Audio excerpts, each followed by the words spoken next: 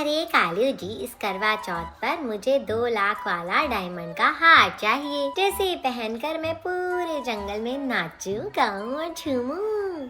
नहीं गौरी, 2 लाख का हार मैं नहीं ले पाऊंगा। तुम तो बिना हार के ही करवा चौथ मना लो। आपको अच्छी खासी तनख्वाह मिलती है, फिर भी पैसों की तंगी है। अभी हिसाब जोड़ती हूँ, आखिर ये पैसे जा कहाँ रहे हैं? अरे गौरी, कहाँ जाएंगे पैसे? सब बैंक में हैं। ले आऊंगा हार। छोड़ो ये सब हिसाब किताब। मैं तो कहता हूँ साथ में झुमकी भी मंगवा लो, बहुत सुंदर लगोगी। दुनिया का सबसे अच्छा पति मेरा कालू बच गया गौरी के हिसाब से, वरना कैसे बताता। मैंने 2 लाख सुंदरी पर खर्च कर दिए। पापा पापा, कहाँ खो गए? मेरे लिए एक रिमोट से चलने वाली कार भी ले आना। अरे हाँ जग्गू बेटे, मैं आपके लिए रिमोट से चलने वाली गाड़ी ले आऊंगा। अब मुझे काम पे जाने दो, वरना मेरा बॉस गुस्सा करेगा। ठीक है कालू जी, आप जाइए और शाम को जल्दी से आ जाइएगा। मुझे ज्यादा इंतजार मत करवाइएगा। फिर कालू कौवा अपना बैग लेकर ऑफिस चला जाता है। गोरी कौवी तो खुशी से पागल हो रही होती है। तो चले, आस-पास के पक्षियों में कितनी अमीरी है। अभी जाकर सबको चिढ़ाती हूँ, खासकर उस छोटी चिड़िया को। ऐसे कहकर गोरी कौवी घर से चली जाती है और उसे रास्ते में कबूतर भोली मिल जाती है। अरे भोली कबूतर, आप दोनों कहाँ जा रहे हो? और इस बैग में क्या है? भोली कौवी, ये मेरी शादी का जोड़ा है। रखे रखे थोड़ा फट गया है, तो इसी को ठीक करवाने दर्जी के पास जा रही हूँ। क्या भोली बहन, आज शाम को तुम ये ओल्ड और फटा हुआ लहंगा पहनोगी। इससे तो अच्छा कोई नई साड़ी खरीद लो। जरा अपने बारे में भी बताओ, तुमने क्या क्या खरीदा है? ढेर सारी शॉपिंग की है मैंने।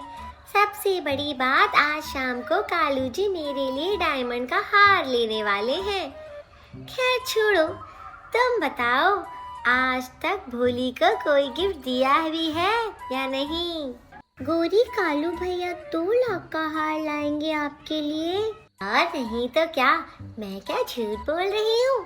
अरे भरोसा ना हो तो खुद ही देख लेना, शाम को पहनकर अपना व्रत खोलूंगी मैं हार। भोली, चलो यहाँ से, हमें देर हो गई है। कहीं दर्जी वाला दुकान बंद करके चला ना जाए। कबूतर जी, हम दर्जी के पास नहीं जाएंगे, बल्कि लहंगों की दुकान पर जाएंगे। मैं अपने लिए नए जमाने का लहंगा खरीदूंगी। ये पुराना ओल्ड फटा हुआ लहंगा मैं नहीं पहनूंगी। ये गोरी की बच्ची हमेशा टपक जाती है और मेरा काम खराब कर देती है। अच्छे खासे पैसे बच रहे थे, पर अब नहीं बचेंगे। ऐसे कबूतर भोली को लेकर चला जाता है। अब जाती हूँ मीनू चिड़िया के पास। उसे बताए बगैर तो मेरा जी नहीं मानेगा, मगर इस वक्त वो कहाँ मिलेगी?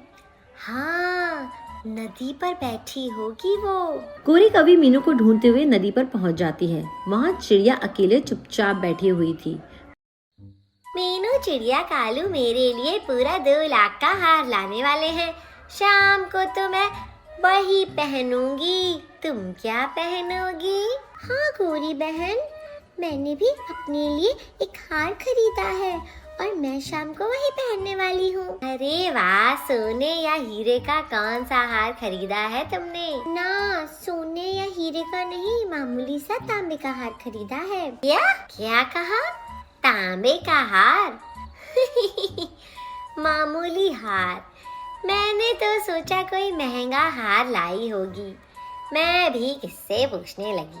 तुम गरीबों की कहाँ इतनी औकात जो डायमंड का हार खरीद सको। पूरी घर की परिस्थितियाँ देखकर खर्चा करना चाहिए। और वैसे भी मुझे 2 लाख का हार पहनने का कोई शौक नहीं। मोनू जी जितना कमाते हैं मैं उसी में खुश हूँ। जब जेब में शौक पूरे करने के लिए पैसे ना हो तो ऐसी ही बातें करना बेहतर होता है।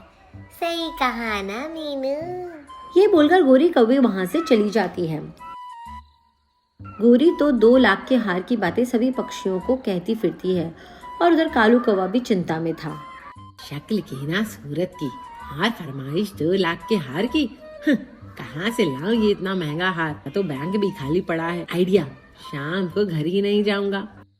ऐसे सोचकर कालू कौवा घर नहीं जाता और शराब के ठेके पर रुक जाता है। उसे वहाँ अपना पुराना दोस्त टिंकू कौवा मिल जाता है। वो दोनों एक दूसरे को खूब शराब पिलाते हैं।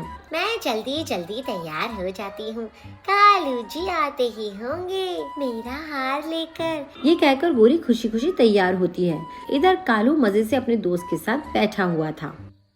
दोस्त कालू, लगता है तुम्हें कोई बड़ी समस्या है, तभी तुम शराब पिए जा रहे हो। टिंकू, अभी तक तेरी शादी नहीं हुई ना, इसीलिए तू मेरा दुख नहीं समझ पाएगा। मेरी पत्नी गौरी एक नंबर की चंट चालाक है, लेकिन आज मैं भी उसे अच्छा पागल बनाऊंगा। वो कैसे कालू? आज करवा चौथ है, बोल रही थी 2 लाख का हार लेके आना। अरे पैसे क्या पेड़ पर उगते हैं या फिर मेरे सर पे? आज पूरी रात यहीं रहूंगा और करने दो गौरी को इंतजार, मुझे कोई फर्क नहीं पड़ता। रात काफी हो चुकी थी, चांद भी निकल आया था। रानू और बाकी पक्षियों ने अपना करवा चौथ का व्रत खोल लिया था। गोरी, जग्गू बेटा, और दिन तो तेरे पापा 5 बजे आ जाते हैं, मगर आज क्या हो गया? मम्मा मम्मा, मैं पापा के दफ्तर जाकर देखूं, कहीं काम में तो नहीं फंसे हैं? नहीं बेटा, अभी रात बहुत हो गई है, इस अंधेरे में आप उड़ नहीं पाओगे। मीनू, गोरी, आप अभी तक दरवाजे पर बैठी हो, सब ठीक है ना? कालू भैया कहाँ हैं? रानू, कालू का कोई अता पता नहीं है, मेरा मन तो बहुत घबरा रहा है। आप घबराइए मत, मैं मोनू जी को भेजती हूँ, वो कालू को कहीं ना कहीं से ढूंढ लाएंगे। फिर रानू चिड़िया अपने पति को कालू को ढूंढने भेज देती है।